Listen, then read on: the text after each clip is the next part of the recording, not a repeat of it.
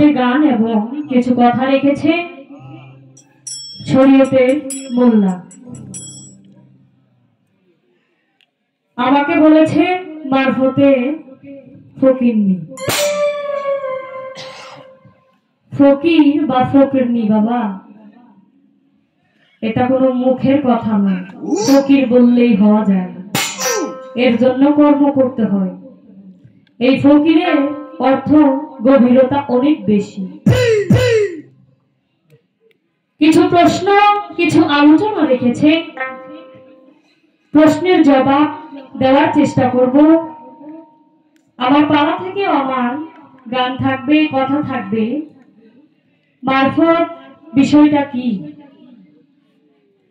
এর আলোচনা কি, আমি এতটুকুই আলোচনা করব। মারফত বিষয়টা আসলে কি, মারফতের একটি গান থাকবে।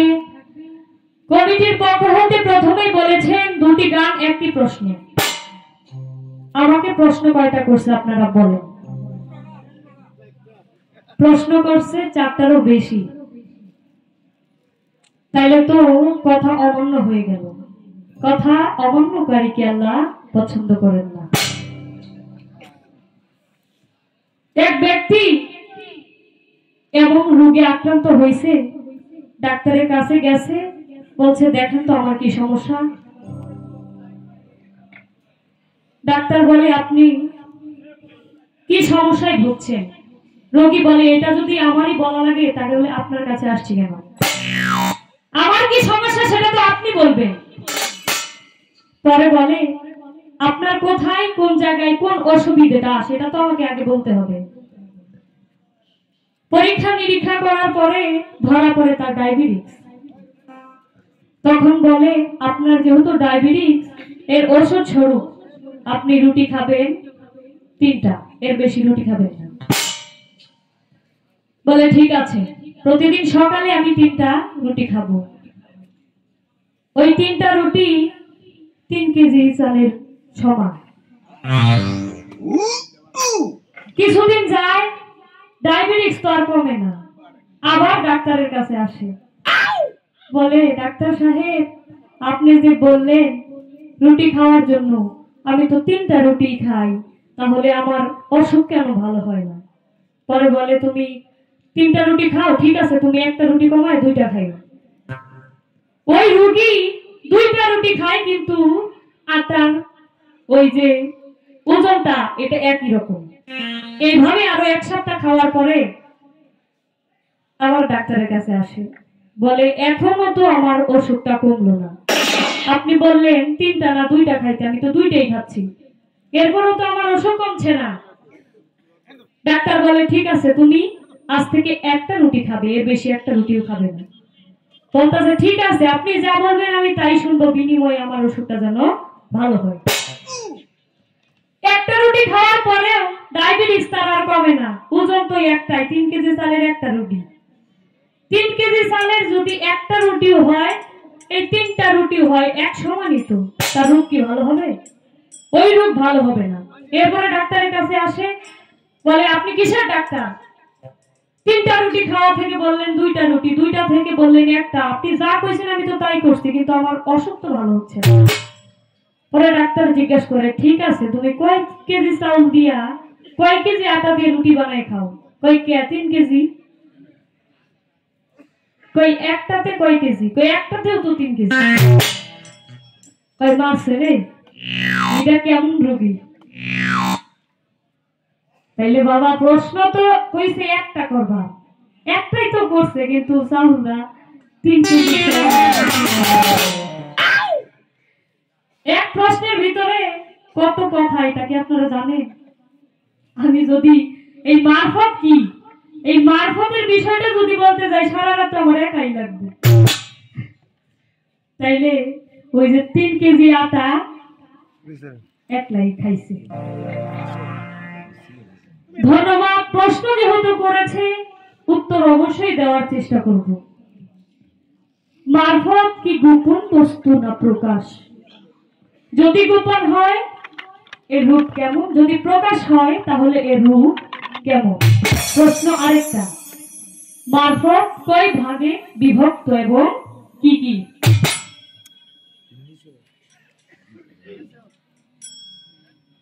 আবার গানের মধ্যে পয়েন্ট ধরছে। কবির সরকারের লেখা একটি গান করেছি, মাওলা তুমি সাজাইলা বিশ্ব বাগান। অন্তরায় বলেছি 6 দিনে দুনিয়া সৃষ্টি। এই দুনিয়াটা সৃষ্টি হয়েছিল, সেদিন ছিল শুক্রবার। ধন্যবাদ। প্রশ্ন যা করেছে উত্তর দিব, তার আগে আমার মারফতের একটি গান, গানে কি বলে সেই কথা আপনারা শুনবেন। ধন্যবাদ।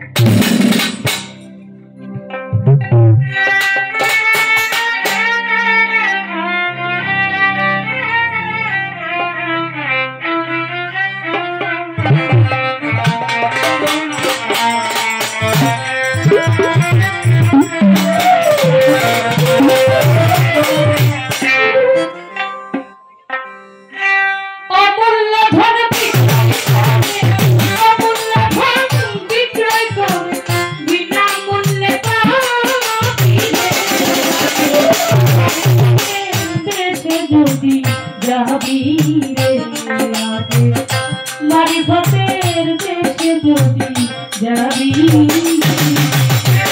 অমূল্য ধন বিক্রয় করে, অমূল্য ধন বিক্রয় করে বিনা মূল্যে দেশে যদি যাবি রে আগে, মারিফতের দেশে যদি যাবি।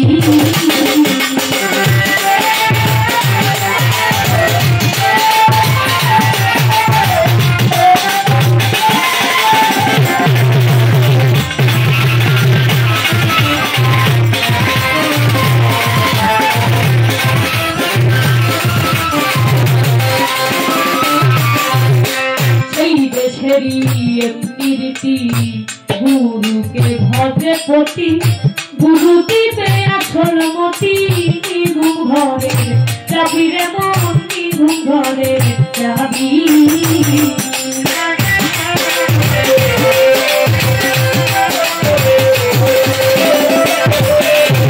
সেই দেশেরই এমনি রীতি, গুরুকে ভজে পতি, গুরু দিবে আসল মতি। নিঘুম ঘরে যাবি রে মন, নিঘুম ঘরে যাবি।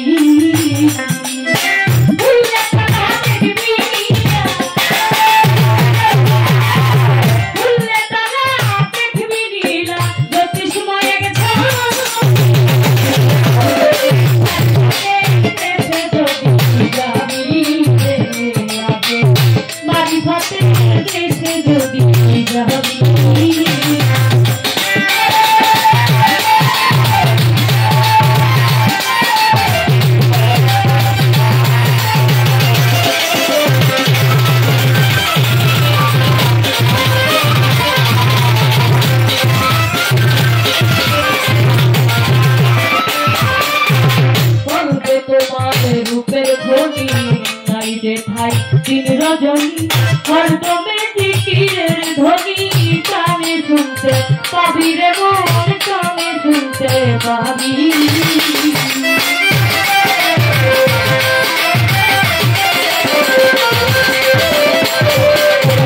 বলবে তোমার এই যে গান মারফতের কথাগুলো, ভাষাগুলো, শব্দগুলো যদিও একটু কষ্টকর, কিন্তু বুঝতে পারলে, সেই কথা অনুযায়ী মানতে পারলে অনেক কাজ করা যাবে। আমরা জানি কিছু মানি না, সেই জানার থেকে না জানা অনেক ভালো। কেউ একজন আছে অনেক কিছু জানে কিন্তু সে মানে না, আর যে কিচ্ছু জানে না, একটি বিষয় জানে, সেই বিষয়টাই সে মন দিয়ে করে, তার থেকে তার বেশি সওয়াব হয়।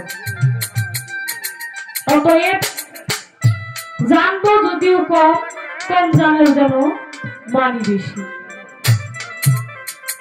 কি বলছে আমার গানের প্রথম অন্তরায়? সেই দেশেরই এমনি রীতি, গুরুকে ভজে পতি, গুরু দিবে আসল মতি। নিঘুম ঘরে যাবি, খুললে তারা দেখবি নীলা, জ্যোতিষময়ে ছবি। নিজেকে নিজে আগে চিনতে হবে। মারফতের গোপন রহস্যটাই হচ্ছে এটা, নিজেকে নিজে চেনা। চিনতে হয় কিভাবে, এর মাধ্যম কি? আসলে উসিলা ছাড়া কোনো কিছুই হয় না। মারফত বিষয়টা গোপন না প্রকাশ, মারফত বিষয়টাই গোপন। আমি একজনকে বললাম এই যে বেহেলা এটা ধরো, আরেকজন বেহেলাটা ধরলো, এর মাঝে যে বিষয়টা এইটাই হচ্ছে মারফত। তা দেখানোর কোনো বিষয় না, মারফত আমল করার বিষয়। মারফত কয় ভাগে বিভক্ত? কমিটির পক্ষ হতে আগে বলে দিয়েছেন, কথা কম হবে, গান দুইটা হবে, প্রশ্ন একটা হবে। পালা গানের ক্ষেত্রে কথা যদি একটু বেশি না হয়, প্রশ্নের জবাবটা সঠিক আসে না। কথা তো বলতে হবে, তবে আমি চেষ্টা করব সংক্ষেপে, একদম ছোট করে যেটুকু না বললেই নয় সেটুকু রাখার চেষ্টা করব। মারফত কয় ভাগে বিভক্ত? মারফতকে 3 ভাগে বিভক্ত করা হয়েছে।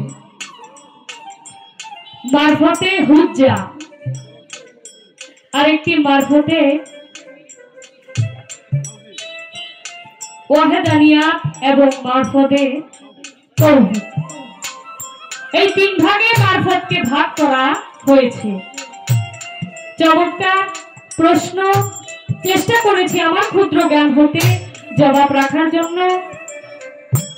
এই পৃথিবী সৃষ্টি করেছে আমার আল্লাহ শুক্রবার দিন, এই জন্য শুক্রবার দিনকে পবিত্র দিন বলা হয়, জুমার দিন বলা হয়, যেই দিনে গরিবরা ওই মদিনা যাওয়ায় হজ করার সমতুল্য মনে করেন। যাদের টাকা পয়সা নাই, ওই শুক্রবারে মসজিদে জামাতের সহিত নামাজ পড়ে তারা ওই সওয়াবটুকু কামাই করে।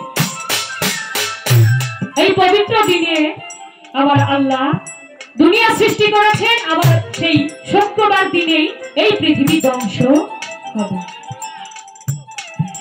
ধন্যবাদ শরীয়তের মোল্লা। আমাদের সমাজে, আমাদের মাঝে বিভিন্ন ধরনের মানুষ বসবাস করে, শরীয়ত, তরিকত, হাকিকত, মারফত। চমৎকার একটি কথা বলেছেন, কোনোটা ছাড়া কোনোটা নয়।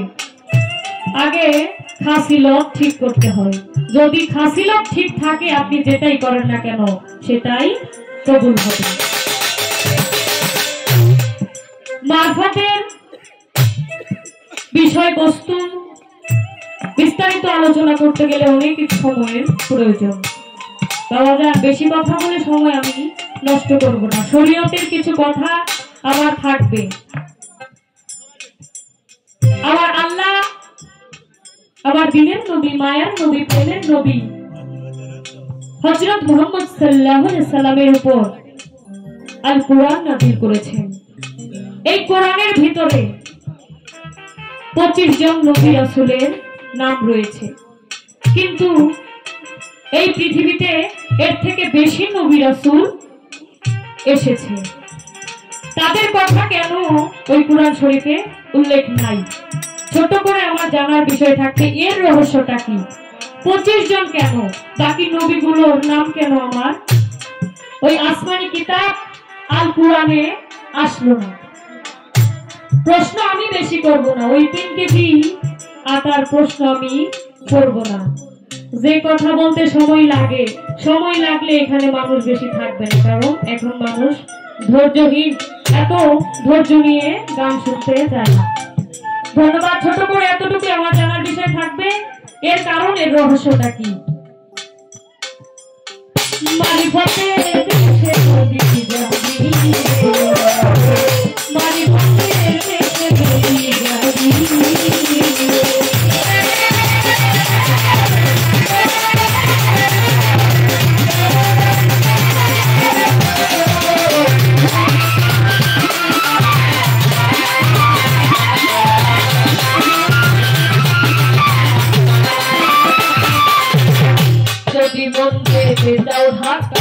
গুরুকে করো সখা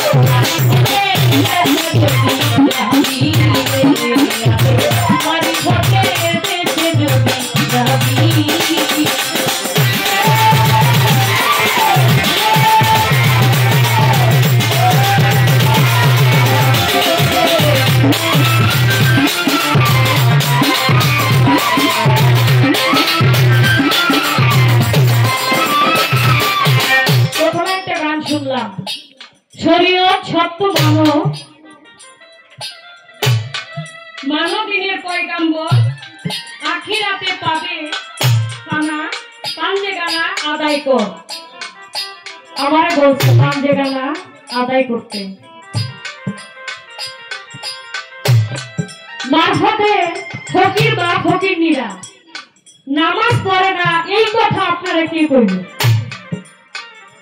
নাকি পাঞ্জে গানা 5 ওয়াক্ত নামাজের কথা বলা হয়েছে। অবশ্যই নামাজ পড়তে হবে। নামাজের বিষয় কোরআনে নাই, ওইটা হচ্ছে সালাত। সালাত কায়েম করো, নামাজ পড়ো, সালাত কায়েম করো, দুই বিষয়। সালাত শব্দের অর্থ স্মরণ করা। যে কোনো অবস্থায় যে কোনো সময় আমার আল্লাহকে স্মরণ করা যায় না বাবা? এর জন্য কি কোনো সময়ের দরকার আছে? এর জন্য কোনো নির্ধারিত সময়ের দরকার নেই। আমার আল্লাহকে আমার যখন খুশি, যখন মন চাইবো, যে কোনো জায়গায় আমি আমার আল্লাহকে স্মরণ করতে পারি। নামাজ অবশ্যই পড়তেই হবে। এটা আপনি শরীয়তের মূল্যায় হন না কেন, আমি মারফতের ফকির নিয়ে হই না কেন, নামাজ সবাইকেই পড়তে হবে। আর একটা গান শুনলাম, দেখলে ছবি পাগল হবি, কি সুন্দর এক ময়না।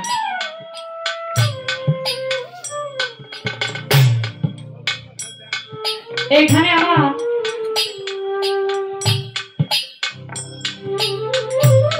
জানার বিষয়, এই যে ময়না, দেখলে ছবি পাগল হবি, কি সুন্দর এক ময়না। এই ময়নাকে দেখার জন্য এই মনের চোখ খোলা থাকতে হবে। শরীয়তের মোল্লা, কিছু মোল্লারা পীর মুর্শিদকে বিশ্বাস করে না, উসিলা ছাড়াই সরাসরি আবার আল্লাহকে পেতে চায়। উসিলা ছাড়া বাবা কিছুই হয় না। যদি কিছুই হইতো তাহলে এই যে দুনিয়ার বুকে ডাক্তারের প্রয়োজন হইতো না। ডাক্তার কি কাউকে ভালো করতে পারে? ডাক্তার কাউকে ভালো করতে পারে না। ডাক্তার কেবলমাত্র উসিলা। ডাক্তারকে উসিলা করে আমার আল্লাহ রোগীকে ভালো করে দেয়। সেরকম পীর মুর্শিদ, ওলি আউলিয়া উসিলা, তাদের মাধ্যমে তাদেরকে উসিলা করে আমার আল্লাহ সকলের মনে বাসনা পূর্ণ করে দেয়। অনেকের মনে ভ্রান্ত ধারণা যে দরবারে যে মানুষ এইটা চায় ওইটা চায়, কেন আমার আল্লাহ থাকতে আল্লাহর কাছে চাইলেই তো সব পাওয়া যায়, কেন আমাদের দরবারে যেতে হবে, কেন আমাদের মাঝারে যেতে হবে? অনেকে বলে মাঝার পূজারি। বাবা এইসব ঠিক না, এসব বলাও ঠিক না। এটা হচ্ছে উসিলা। উসিলা ছাড়া আল্লাহ কিছুই দেয় না। আমি যদি 5 তলাতে উঠতে যাই, উসিলা স্বরূপ আমার সিঁড়ির প্রয়োজন হবে। ওই সিঁড়ি ছাড়া আমি লাফ দিয়ে 5 তলায় উঠতে পারবো না। ছোট্ট করে আমাদের জানার বিষয়গুলো রইল।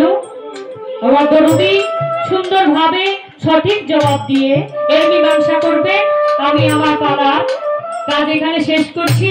আমার বড়মালী বাজার দরবারকে উদ্দেশ্য করে এই মিলন মেলা এত সুন্দর আয়োজন। বাবাজানকে স্মরণ রেখে গান থাকবে, ওলি আল্লাহ বাংলাদেশ, ওলি আল্লাহ ছাড়া আমরা অসহায়, সেদিকে লক্ষ্য রেখে আমার আরেকটি গান থাকবে।